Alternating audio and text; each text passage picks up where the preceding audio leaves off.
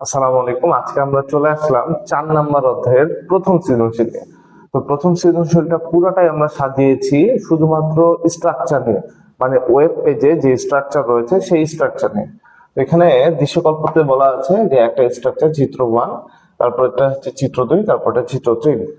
তো চিত্র 1 থেকে যেটা বোঝা যাচ্ছে এটা হচ্ছে একটা লিনিয়ার কাঠামো। ওকে। আর চিত্র 2 এ যেটা আছে এটা একটা ট্রি কাঠামো। আর চিত্র 3 এ হচ্ছে যেটা আছে সেটা হলো আমাদের একটা নেটওয়ার্ক কাঠামো। ওকে। তো এখন এই যে এই কাঠামোগুলো সম্পর্কে আমাদের কি করা আছে, এখানে কোশ্চেন দেওয়া আছে।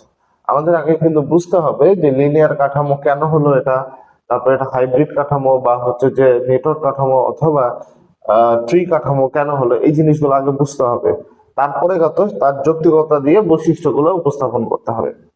আর এখানে দেখো দৃশ্যকল্প 2 এ বলা আছে মিস্টার এক্স মাল্টি ন্যাশনাল কোম্পানির মালিক, তার একটা ওয়েব পেজ আছে। সেই ওয়েব পেজকে আরো উন্নত করার জন্য তিনি নতুন এক ধরনের কাঠামো ব্যবহার করলো, কিন্তু সেই কাঠামোটা উদ্দীপকের যে কাঠামো আছে এগুলো থেকে সম্পূর্ণ ভিন্ন, মানে নতুন একটা কাঠামো উনি ব্যবহার করলাম।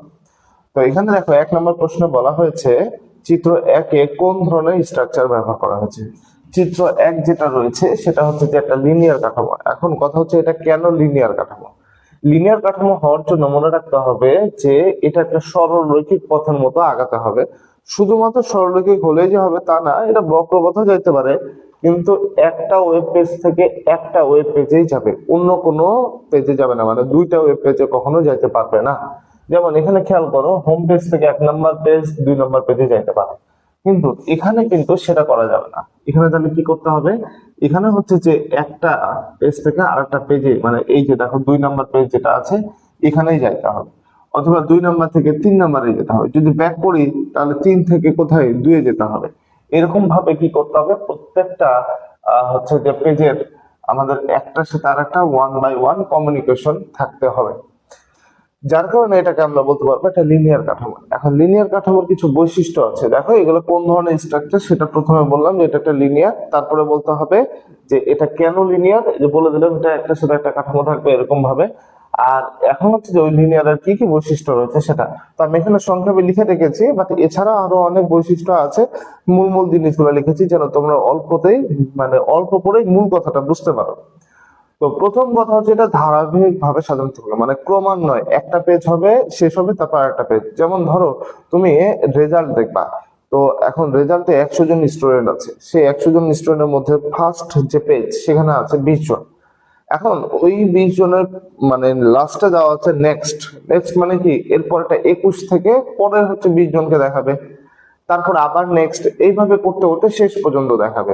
এখন তোমার রোল বা তোমার রেজাল্ট যেখানে পেয়ে যাবা তুমি সেখানে কাজ স্টপ করে নেবা। আবার দেখা গেল কখনো তুমি ভুল করে এক পেজও বেশি চলে গেলা, মানে ধরো তোমার হচ্ছে যে এইখানে কি আছে, তোমার হচ্ছে নাম এবং হচ্ছে রেজাল্টটা আছে, তুমি এই পেজ থেকে স্ক্রল করে এখানে গেলা, আবার ভুল করে পরবর্তী পেজে চলে গেলা। এখন তোমাকে আবার ব্যাক করার প্রয়োজন, মানে আগের পেজে আসার প্রয়োজন, সেই জন্য কি আবার প্রিভিয়াস বাটনও রয়েছে এখানে।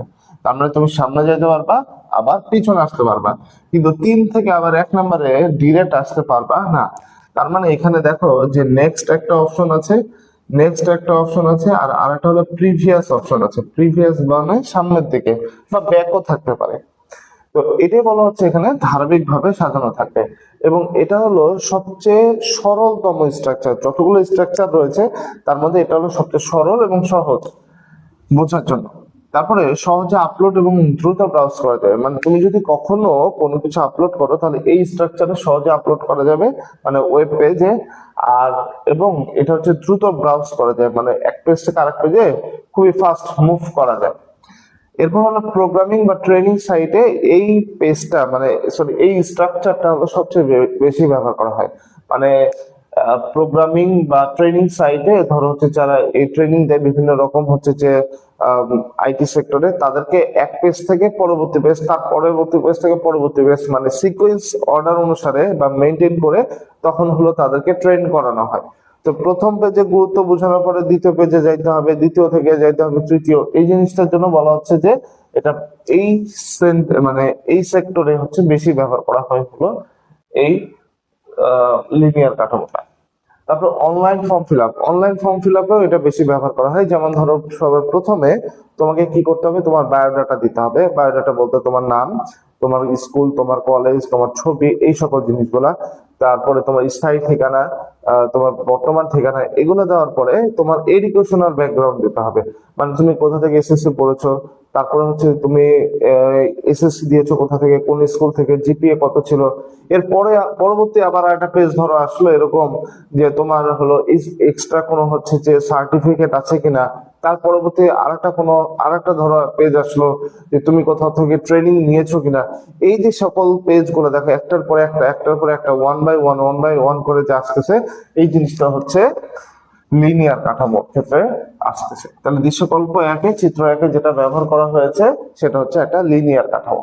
এখন আমরা দেখবো হচ্ছে 2 নম্বর প্রশ্ন, চিত্র 2 এ কোন ধরনের স্ট্রাকচার ব্যবহার করা হয়েছে।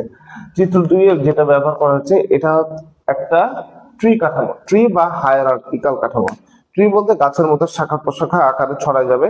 প্রথমে থাকবে মূল কাণ্ড, মূল কাণ্ড থেকে হবে শাখা, সেই শাখা থেকে হবে অনেকগুলো প্রশাখা।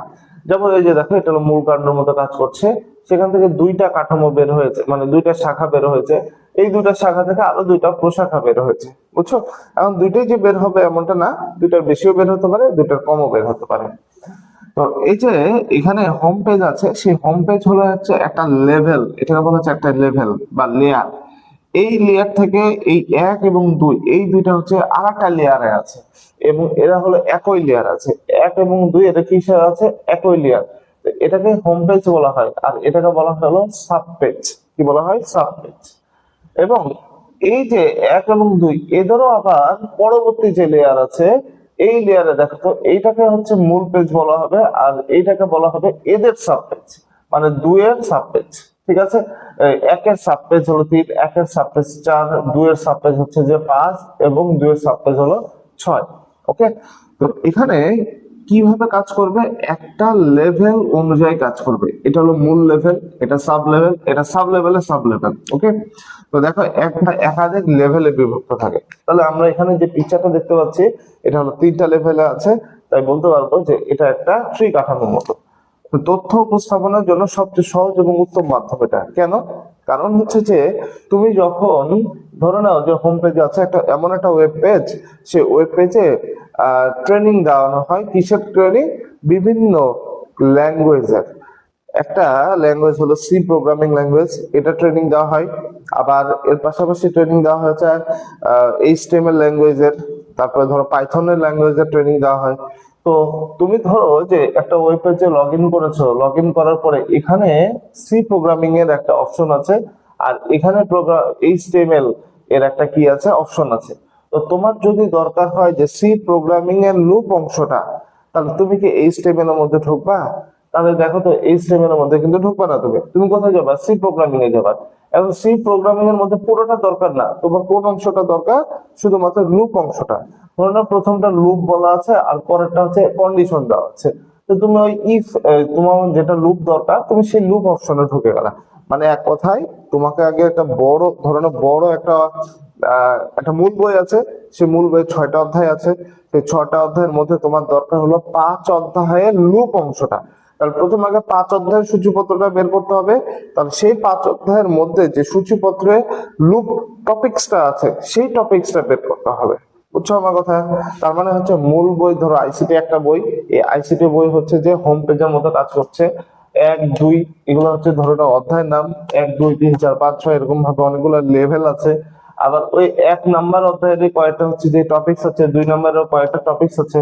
বুঝতে পারলে? তাহলে দেখো তো তথ্য উপস্থাপনের সবচেয়ে সহজ এবং উত্তম মাধ্যম হয়। মানে তুমি যদি 2 নাম্বার অধ্যায় বের করতে চাও, তাহলে 2 নাম্বার অধ্যায়ের সকল টপিকস গুলা ওই চ্যাপ্টারের মধ্যে বা পাশাপাশি রাখা হয়েছে। এখন 2 নাম্বার অধ্যায়ের মধ্যে কিন্তু 5 নাম্বার অধ্যায় পড়া ঢোকানো হয় নাই।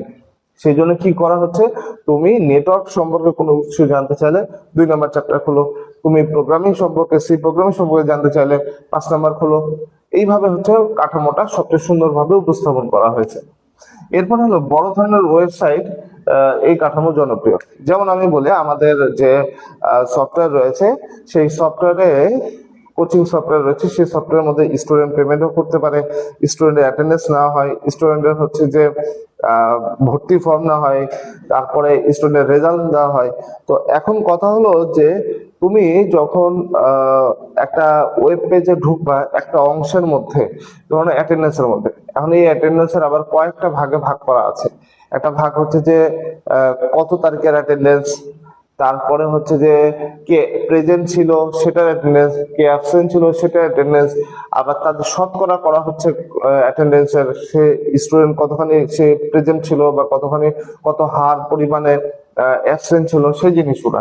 তো এই যে ওয়েবসাইট ট্রি কাঠামো যেটা আমি বললাম সেটাগুলো সবচেয়ে বেশি ব্যবহার করা হয় স্কুল, কলেজ, তারপরে কোচিং সেন্টারের যে সফটওয়্যার গুলা, তারপর ব্যাংক, বীমা, বিশ্ববিদ্যালয়, এগুলো ছাড়া আরো অনেক হচ্ছে যে ক্ষেত্রে এই ট্রি কাঠামো বা হায়ারার্কিক্যাল কাঠামো যেটা সেটা ব্যবহার করা হয়। বুঝতে পারলাম? আচ্ছা, এরপরে আসলে 3 নাম্বার কি বলা হচ্ছে, চিত্র 3-এ কোন স্ট্রাকচার ব্যবহার করা হচ্ছে। তো চিত্র 3-এ আমরা দেখতে পাচ্ছি যে চার কোণে একটা বক্স দেওয়া আছে, তখন হচ্ছে যে একে অপরের সাথে কানেক্টেড আছে।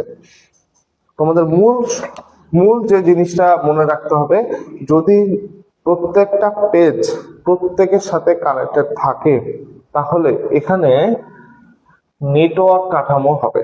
কি কাঠামো হবে? নেটওয়ার্ক কাঠামো। প্রত্যেকটা পেজ প্রত্যেকটার সাথে কানেক্ট থাকতে হবে, তাছাড়া কিন্তু এটা নেটওয়ার্ক কাঠামো হবে না। যেমন এখানে হচ্ছে দেখো, এটা 1 নাম্বার পেজ, এটা 2 নাম্বার, এটা 3 নাম্বার, এটা 4 নাম্বার। 1 নাম্বার পেজ যদি 2-এর সাথে যেতে চায় তাহলে এই পথে যেতে পারবে, 1 নাম্বার পেজ 4-এর মধ্যে আসবে তাহলে এই পথে, 1 নাম্বার পেজ 3-এর মধ্যে আসবে তাহলে এই পথে। ওকে, এখন ধরো 2 থেকে আসবে 3-এ, 2 থেকে আসবে 4-এ, 2 থেকে আসবে 1-এ, একইভাবে প্রত্যেকটা পেজ প্রত্যেকটা জায়গাতে কি করতে পারে, সুইচ করতে পারে যে কোনো জায়গা থেকে। তাই এইটাকে আমরা বলবো হচ্ছে যে নেটওয়ার্ক কাঠামো। নেটওয়ার্ক মানে হচ্ছে জালের মতো বিস্তার করে আছে। ধরুন একটা ক্লাসে 30 জন স্টুডেন্ট আছে, 30 জনের কাছে 30টা মোবাইল আছে। এখন এই যে 30টা মোবাইল আছে, সেই মোবাইলটা দিয়ে প্রত্যেকের ধরো নাম্বার আছে সবার কাছে, তো প্রত্যেকে কল দিতে পারে, ইন্ডিভিজুয়ালি কানেক্ট করতে পারে। তাহলে এই জিনিসটা হচ্ছে একটা নেটওয়ার্ক কাঠামো। ওকে, নেটওয়ার্ক মানে জালের মতো ছড়ায় থাকবে এবং সবগুলা ডিভাইস কানেক্টেড থাকবে অথবা সবগুলা পেজ কানেক্টেড থাকবে। ওকে, তো এখানে নেটওয়ার্ক কাঠামোর কিছু বৈশিষ্ট্য দেওয়া আছে। প্রথম বৈশিষ্ট্য, প্রতিটা পেজ এর সাথে প্রতিটা পেজ কানেক্টেড থাকবে, মানে এখানে কানেক্টেড থাকবে আমি সংক্ষেপে লিখেছি। এরপর হলো ফ্রেম ব্যবহার করে তৈরি করা হয়, মানে ওয়েব পেজ গুলো, এই যে যে সকল ওয়েব পেজ গুলো ফ্রেম ব্যবহার করে তৈরি করে সেই সকল ওয়েব পেজ গুলো হচ্ছে যে নেটওয়ার্ক কাঠামো ব্যবহার করে। মানে এক কথায় ফ্রেম হলো এমন একটা জিনিস যেখানে হচ্ছে একটা মানে ওয়েব পেজ তৈরি করার জন্য একটা ইসের সাথে, পেজের সাথে আরেকটা পেজের কানেক্টিভিটি বা কানেকশনের প্রয়োজন হয়। বুঝছো? তো এখানে হচ্ছে যে নেটওয়ার্ক কাঠামো যেটা, সেই নেটওয়ার্ক কাঠামোর মাধ্যমে সবচেয়ে বেশি এটা সুইটেবল বা ইউজেবল হয়। আচ্ছা, এরপরে যেটা রয়েছে, এই যে নেটওয়ার্ক কাঠামোতে প্রত্যেকটা পেজের সাথে প্রত্যেকটা পেজের কানেকশনের প্রয়োজন হয়, আর তাই এখানে মেমোরির হচ্ছে যে প্রয়োজন বেশি পড়ে, যার কারণে এটা মনে রাখবো অতিরিক্ত মেমোরি প্রয়োজন হয়। আর এটা কোথায় ব্যবহার করা হয়? আমাজন, দারাজ বা বিভিন্ন বড় বড় ওয়েব পেজ রয়েছে সেগুলোতে ব্যবহার করা হয়। এগুলোতে যে এই কাঠামোই ব্যবহার করা হয়, অন্যটা ব্যবহার করা হয় না তা কিন্তু না, এগুলো ছাড়াও ব্যবহার করা হতে পারে। ওকে, আচ্ছা, এরপরে দেখো 3 নাম্বার হলো বলা, 4 নাম্বার কোশ্চেন করেছে মিস্টার এক্স কোন ধরনের স্ট্রাকচার ব্যবহার করে, ব্যাখ্যা করো। মিস্টার এক্স কি বলেছিলাম আমি, যে মাল্টি ন্যাশনাল কোম্পানির মালিক, তিনি হচ্ছে যে তার ওয়েব পেজকে আরো উন্নত করতে ভিন্ন পদক্ষেপ নেয়। তো এখানে মনে রাখবা যে ভিন্ন পদক্ষেপ নেয় বলতে বোঝানো হচ্ছে যে এটা ছাড়াও আর একটা আছে। তোমরা এখানে 2টা ভাবে অ্যান্সার বের করতে পারো। একটা হলো যে আমরা জানি 4টা কাঠামো আছে, তার মধ্যে 3টা এখানে দেওয়া আছে, আর আরেকটা হবে অবশ্যই হাইব্রিড কাঠামো, তাই না? আর এখানে আরেকটা জিনিস ভাবে মনে রাখতে পারবা, যেটা মাল্টি ন্যাশনাল কোম্পানি বা অনেক বড় প্রতিষ্ঠান, সেখানে সবগুলা স্ট্রাকচারের কম্বিনেশন দরকার হয়। তার মানে হলো একাধিক স্ট্রাকচার, এই যে লিনিয়ারেরও প্রয়োজন হয়, তারপরে ট্রি কাঠামোরও প্রয়োজন হয়, নেটওয়ার্ক কাঠামোরও প্রয়োজন হয়। তাহলে বলো তো, একাধিক কাঠামো যখন একত্রে কম্বাইন্ড অবস্থায় থাকে তাহলে সেই কাঠামোকে কি আমরা হাইব্রিড কাঠামো বলতে পারি না? কি বলতে পারি? হাইব্রিড কাঠামো। ওকে, হাইব্রিড। তাহলে দেখো যে মিস্টার এক্স যেটা ব্যবহার করেছে এটা হচ্ছে একটা হাইব্রিড কাঠামো। তাহলে হাইব্রিড কাঠামোর সুবিধা অসুবিধা কি? হাইব্রিড কাঠামো হচ্ছে যে একাধিক কাঠামো একত্রে ব্যবহার করা হয়, এর মাধ্যমে সকল কাঠামোর সুবিধা পাওয়া যায়, বুঝতে পারলাম। আর হচ্ছে যে এই হাইব্রিড কাঠামো তুলনামূলক অন্যান্য কাঠামো থেকে বেশি জটিল, কারণ এখানে সবগুলোই কম্বিনেশন করা আছে, ঠিক আছে। আচ্ছা, এরপরে দেখো যে কুইজ প্রতিযোগিতায় চিত্র 1 এবং চিত্র 2 কোনটা সুবিধাজনক। এটা হলো কুইজ, লিখে রেখেছি সংক্ষেপে। মানে ধরো না, তোমাকে কি করা হবে, প্রতিযোগিতায় অংশগ্রহণ করবে অনলাইন। এখন সেই প্রতিযোগিতায় অনলাইনে অংশগ্রহণ করার জন্য তোমাকে প্রশ্ন দেওয়া হয়েছে। এখন একটা প্রশ্ন শেষ করে পরের প্রশ্নে যেতে হবে, ওই প্রশ্ন শেষ করে তারপরের প্রশ্নে যেতে হবে। তাহলে একটা প্রশ্ন যখন শেষ করে তুমি নতুন প্রশ্নে যাবা, তাহলে সেটার জন্য এই যে দেখো, ধরে নাও এটা হলো সঠিক অ্যান্সার। তো প্রথম প্রশ্ন এটা আছে, এটা শেষ করে এটাতে গেলা, এটা শেষ করে এটাতে গেলা, কিন্তু নিচের এই প্রশ্নগুলো কি বাকি থেকে গেল না, তাই না? বাকি থেকে গেল। তো এখন তাহলে এইটা আমাদের কিন্তু সঠিক অ্যান্সার হবে না। এটার কথা যদি বলি, ধরো নাও তুমি 3 থেকে 4-এ গেলা, 4 থেকে 1-এ গেলা। এখন এই 3 থেকে 4-এ গেলা, এখন 4-এর পরে যে আবার 1-এ যাইতে হবে এমনটা না, ভাবছো যে 3 আর 4-ই মনে হয় আছে, এখন 4 থেকে যে 1-এ কোশ্চেন আছে সেটা জানা নাই। ওকে, এই সাধারণত 1 থেকে থাকে। তুমি পেজে এটাতে লগ ইন করেছো, মানে এই পেজটা তোমার সামনে আছে, 3 নাম্বার পেজ আছে। এখন 3 নাম্বার পেজ থেকে কোথায় গেলে 4 নাম্বার পেজে। এখন যদি এখানে 100টা পেজ থাকে, তাহলে এখন ধরো তুমি শুরু করেছো 50 থেকে, তাহলে 50, 51, 52, 53, তারপরে হচ্ছে 90, 99, 100 পর্যন্ত গেছো। মনে করেছো যে 50 থেকে 100 পর্যন্ত কোশ্চেন আছে, কিন্তু 1 থেকেও তো 50 আছে, তাই না? তাহলে এই প্রশ্নগুলো তোমার গ্যাপ পড়ে যাবে, গ্যাপ পড়ে গেল। তার মানে এইটাও কিন্তু সুইটেবল না, এটা হলেও কিন্তু সুইটেবল হবে না। কিন্তু এইটা হচ্ছে সবচেয়ে বেশি পারফেক্ট। কেন পারফেক্ট? এই যে দেখো 1 নাম্বার পেজ, মানে 1 নাম্বার কোশ্চেন ধরো এখানে দেওয়া আছে, এরপরে এটাকে কমপ্লিট করার পরে তুমি 2 নাম্বারে গেলা। কমপ্লিট বলতে আমি বোঝাচ্ছি যে তুমি এখানে অ্যান্সার করতেও পারো, নাও করতে পারো, বাট তুমি দেখলে যে এখানে একটা কোশ্চেন আছে, ঠিক আছে। এখন পাশে লেখা আছে নেক্সট, তো নেক্সটে ক্লিক করলে 2 নাম্বার পেজ, 2 নাম্বার পেজে আরেকটা কোশ্চেন দেওয়া আছে, তারপর হচ্ছে নেক্সট, 2 নাম্বার শেষ করে 3 নাম্বার। একই ভাবে 1 বাই 1, ধরো না 20টা কোশ্চেন আছে, 20টা পেজে আছে, অথবা 20টা কোশ্চেন 4টা পেজেও থাকতে পারে, ঠিক আছে। ওটা হচ্ছে ডিফারেন্ট ব্যাপার। মানে মূল কথা হলো প্রথম অংশ শেষ করার পরে পরের অংশ যেতে হবে, পরের অংশ শেষ করে তারপর অংশ যেতে হবে। তাহলে তোমাদের যদি কখনো প্রশ্ন আসে যে কুইজ প্রতিযোগিতায় কোনটা সুবিধাজনক, তখন কিন্তু অবশ্যই হবে সেটা কোনটা, লিনিয়ার কাঠামো। আর লিনিয়ার কাঠামো এটা বলার পরে তোমাকে এই লিনিয়ার কাঠামোর বৈশিষ্ট্যগুলো দিয়ে দিতে হবে। মানে প্রথমে তোমাকে কি করতে হবে, এটা কোন কাঠামো সেটা ব্যাখ্যা করতে হবে। 2 নম্বর কথা, তার সংজ্ঞা যদি পারো তাহলে খুব ভালো, সংজ্ঞাটা দিয়ে দিবা। 3 নম্বর কথা হচ্ছে যে তার যে সুবিধা অসুবিধা বা বৈশিষ্ট্যগুলো আছে সেগুলো লিখে দিবা। বেশি লেখা লাগবে না, অল্প লিখেই কিন্তু বেশি নাম্বার পাওয়া যাবে, আজে বাজে জিনিস না লিখে। চেষ্টা করবা পয়েন্ট আকারে লেখা। পয়েন্ট আকারে লিখলে হবে কি, যে তোমার লেখাগুলা টিচারের খুব ভালোভাবে চোখে পড়বে বা নজরে পড়বে। ইম্পর্টেন্ট লাইনগুলা বা ইম্পর্টেন্ট হচ্ছে বৈশিষ্ট্যগুলো তোমরা হচ্ছে প্রথম দিকে দিবা, আর তুলনামূলক কম ইম্পর্টেন্ট যেগুলো সেগুলো হচ্ছে নিচের দিকে দিবা, বিশেষ করে ব্যবহার ট্যাবহার এই জিনিসগুলো। ওকে, এরপরে দেখো আমাদের চিত্র 2 এবং চিত্র 3-এ কি বলা হচ্ছে যে কোনটা সুবিধাজনক, ঠিক আছে। চিত্র 2 এবং চিত্র 3-এ কোনটা সুবিধাজনক, এটা হলো 2 নাম্বার, আর এটা হলো 3 নাম্বার। ওকে, তো চিত্র 2-এ যেটা আছে সেটা হলো একটা ট্রি কাঠামো, আর চিত্র 3-এ যেটা আছে সেটা হলো একটা নেটওয়ার্ক কাঠামো, তাই না?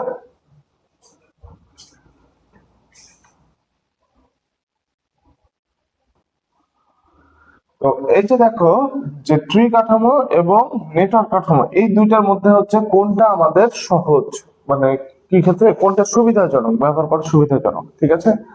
তো ধরো না তুমি তোমার প্রোফাইল পেজে ফেসবুকের হচ্ছে যে কি করবা, ছবিটা চেঞ্জ করবা, নতুন ছবি তুলেছো, সেই নতুন ছবি আপলোড করবে।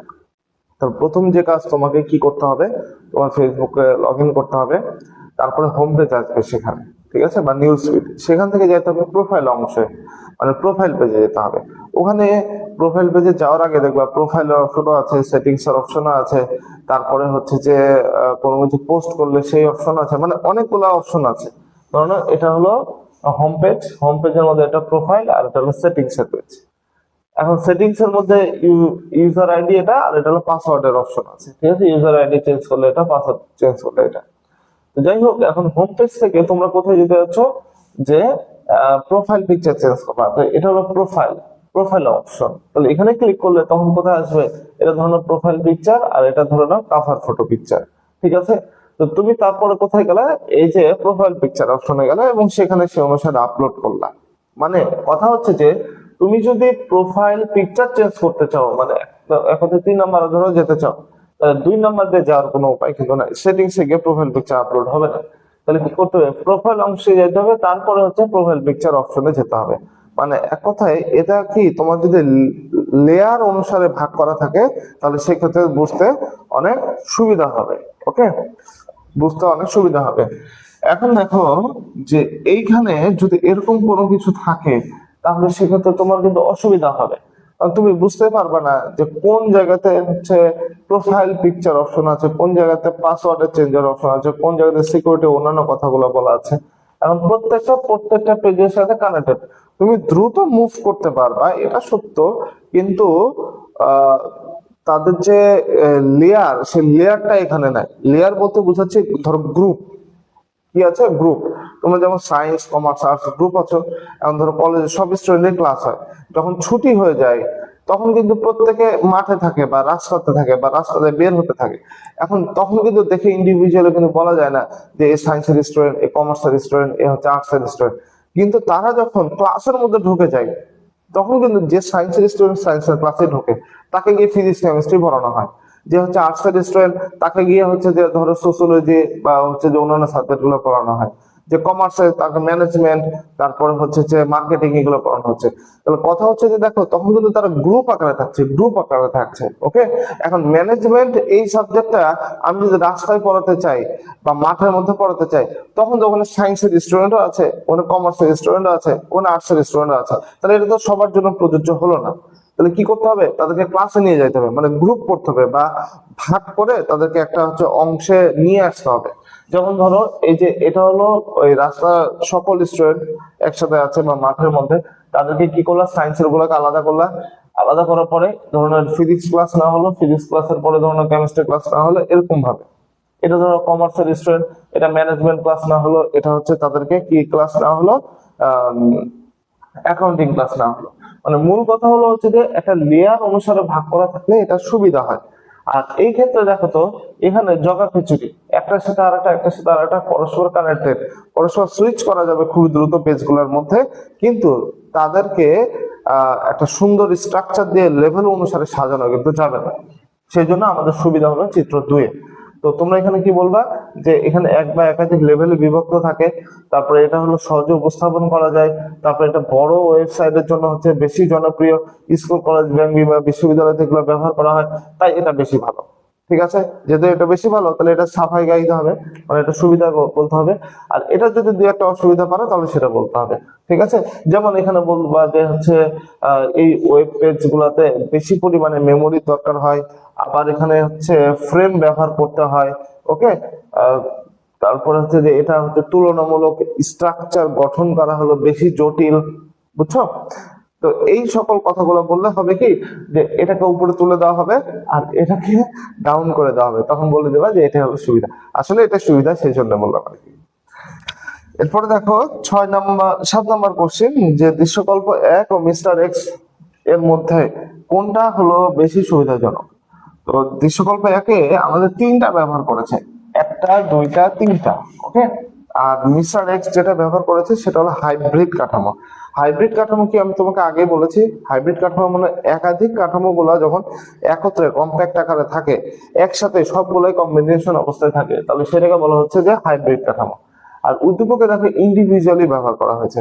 এখন একটা মাল্টি ন্যাশনাল কোম্পানিতে যখন বিভিন্ন জিনিস ব্যবহার করা হয়, ধরুন কোনো জিনিস প্রোডাকশনও ব্যবহার করা হচ্ছে, কোনো জিনিস হচ্ছে যে সেলের জন্য ব্যবহার করা হয়, কোনো জিনিস হলো নলেজ দেওয়ার জন্য, কাস্টমারদের নলেজ দেওয়ার জন্য হচ্ছে যে একটা মানে অংশ আছে, বুঝছো? তুমি কোনো কিছু সেল করতে চাইলে অংশ আছে, রিটার্ন করতে চাইলে এক ধরনের অপশন আছে। তারপর হচ্ছে যে একটা হচ্ছে ধরো চেয়ার নিয়ে কাজ করে, আবার একটা ধরনের টেবিল নিয়ে কাজ করে আর একটা অংশ। তারপরে মানে তাদের যে প্রোডাক্টের কথা হচ্ছে, কেউ জ্যাকেট নিয়ে কাজ করে ওই কোম্পানির মধ্যে, তাহলে সবগুলো কিন্তু একটা পেজ নিয়ে কাজ, একটা পেজের অন্তর্ভুক্ত। তাহলে এখানে এই যে হাইব্রিডের মধ্যে যেটা কি করা হচ্ছে, এটারও সুবিধার প্রয়োজন হচ্ছে, এটারও সুবিধার প্রয়োজন হচ্ছে, আবার এটারও সুবিধার প্রয়োজন হচ্ছে। তাহলে সবগুলো সুবিধাই কিন্তু একত্রে আছে, তাহলে সেক্ষেত্রে কোনটা বেশি ভালো হবে? অবশ্যই হাইব্রিড কাঠামো যেটা, সেটা বেশি ভালো হবে না? সেই জন্য কি করবা, যে দৃশ্যকল্প 1 এবং মিস্টার এক্স এর যে কাঠামোগুলো রয়েছে, কাঠামোটা রয়েছে তার মধ্যে থেকে হাইব্রিড কাঠামো হলো বেশি সুবিধাজনক। এখানে সকল কম্বিনেশন, সকল কাঠামোর কম্বিনেশন আছে, সকল কাঠামোর সুবিধাগুলো ব্যবহার করা যায়। এইভাবে আমরা হাইব্রিড কাঠামোতে কি করব, সুবিধাগুলো বর্ণনা করব। আর হচ্ছে যে এগুলোতে ইন্ডিভিজুয়ালি শুধু সুবিধা পাওয়া যায়, সকল সুবিধা একসাথে পাওয়া যায় না, তাই আমাদের হাইব্রিড কাঠামো হলো বেশি সুবিধাজনক। তাহলে এইভাবে তোমরা যদি কমপ্লিট করো, তাহলে এখান থেকে গ নাম্বার একটা সৃজনশীল তোমরা কমন পাই যাবে ইনশাআল্লাহ। সবাই ভালো থাকো। পরবর্তী ভিডিও দেখার জন্য আমন্ত্রণ জানিয়ে শেষ করছি এখানে। আল্লাহ হাফেজ।